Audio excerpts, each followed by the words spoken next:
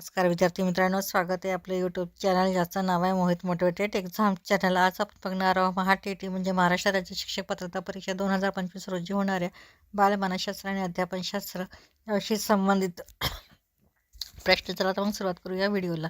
प्रश्न क्रमांक 31. शिक्षक आणि विद्यार्थ्यांशी संबंधित नोंदी खालीलपैकी कोणत्या प्रकारे ठेवाव्यात? पर्याय आहे निरीक्षण, पालक संदर्भ, मुलाखत, वरील सर्व. तर याचं योग्य उत्तर आहे पर्याय क्रमांक ड, वरील सर्व. प्रश्न क्रमांक 32. एक विद्यार्थी म्हणतो त्याचा आजा आला आहे. या विधानावर शिक्षक म्हणून त्याची तुमची प्रतिक्रिया कोणती असेल? पर्याय हो, त्याचा आजा आला. मूर्खा, आजा नाही आजोबा म्हणावं. तुझ्या घरी बोलायचे कसं शिकवत नाही का? होय, त्याचे आजोबा आले. तर याचं योग्य उत्तर आहे पर्याय क्रमांक ड, होय, त्याचे आजोबा आले. प्रश्न क्रमांक 33. अध्ययना संदर्भात फोल्डिंग ही संज्ञा काय सूचित करते? पर्याय आहे अगोदर अध्यापन केलेल्या पाठ्यविषयाची पुनरावृत्ती, वयानुरूप शिक्षण देणे, अनुभवीकडून अध्ययनकर्त्याला अध्ययनात अडचणीपुरती मदत करून प्रेरणा देणे, विद्यार्थ्यांकडून होणाऱ्या चुकांचा शोध घेणे. तर याचे योग्य उत्तर आहे पर्याय क्रमांक क, अनुभवीकडून अध्ययनार्थ्याला अध्ययनात अडचणीपुरती मदत करून प्रेरणा देणे. प्रश्न क्रमांक 34. शाळेमध्ये दिला जाणारा पोषणाहार विद्यार्थ्यांच्या रिकामी जागा खर्चांशी निगडित आहे. पर्याय आहे भावनिक, मानसिक, सामाजिक, शारीरिक. तर याचं योग्य उत्तर आहे पर्याय क्रमांक ड, शारीरिक. प्रश्न क्रमांक 35. मॅडम चहा खातात. हे वाक्य. पर्याय आहे वाक्य नियास व अर्थाच्या दृष्टीने चुकीचे आहे. वाक्य विन्यासाच्या दृष्टीने चुकीचं, अर्थाच्या दृष्टीने बरोबर आहे. वाक्य विन्यास दृष्टीने बरोबर व वैज्ञानिक दृष्टीने चुकीचे आहे. वाक्य विन्यास व वैज्ञानिक दृष्टीने बरोबर आहे. तर याचं योग्य उत्तर आहे पर्याय क्रमांक क, वाक्य विन्यास दृष्टीने बरोबर पण वैज्ञानिक दृष्टीने चुकीचे आहे. प्रश्न क्रमांक 36. खालीलपैकी सर्जनात्मक बालकाचे कोणते वैशिष्ट्य नाही? पर्याय आहे संवेदनक्षमता, प्रवाहिता, अलवचिकता, दृढीबद्धता.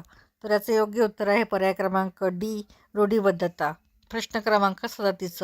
निम्न आर्थिक स्तराचा प्रभाव खालीलपैकी कशावर पडत नाही? पर्याय आत्मसन्मान, अध्ययनक्षमता, शालेय सोयीसुविधा, प्रसिद्ध शाळेत प्रवेश. त्याचं अचूक उत्तर आहे पर्याय क्रमांक ब, अध्ययनक्षमता. प्रश्न क्रमांक 38. समाजमितीय तंत्राचा उपयोग खालीलपैकी कशासाठी केला जातो? पर्याय आहे आर्थिक स्तराचे मापन, विद्यार्थ्यांचे परस्पर संबंध, सामाजिक निरीक्षण, विद्यार्थ्यांचे ध्येय जाणणे. तर याचं योग्य उत्तर आहे पर्याय क्रमांक ब, विद्यार्थ्यांचे परस्पर संबंध.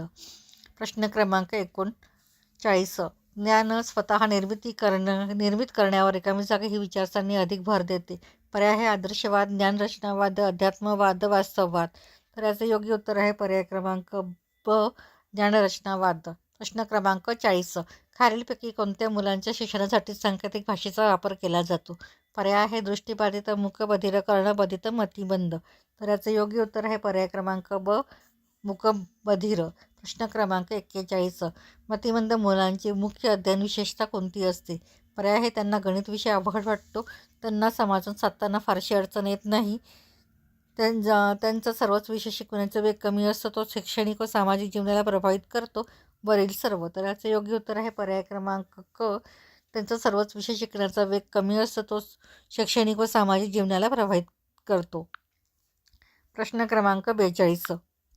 बालकांमधील वाईट सवयींना खालीलपैकी कोणत्या मार्गाने सुधारले जाऊ शकते? पर्याय आहे रागावून, प्रेमाने, विश्वासाने, आर्थिक दंड व कान उघडणे, शाळेतील नाव कमी करून.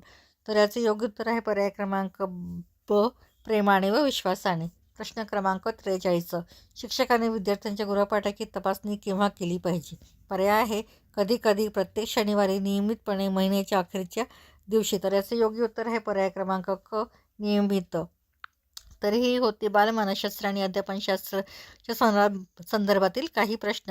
व्हिडिओ आवडल्यास व्हिडिओला लाईक करा, शेअर करा, कमेंट्स करा. जास्तीत जास्त प्रमाणात हाईप करून व्हिडिओला चॅनलला सबस्क्राईब करायला विसरू नका.